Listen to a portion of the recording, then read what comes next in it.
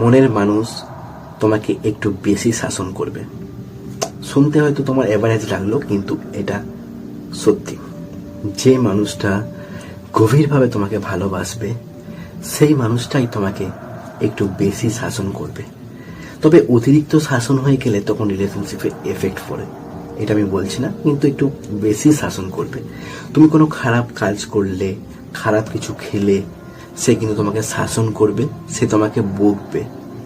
কেননা যে মানুষ তোমাকে ভালোবাসবে গভীরভাবে সেই একমাত্র তোমাকে শাসন করবে।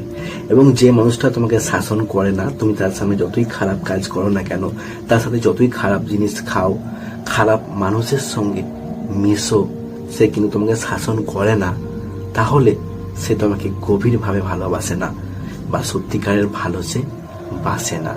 আর যে সত্যিকারের ভালোবাসবে সে অবশ্যই তোমাকে শাসন করবে।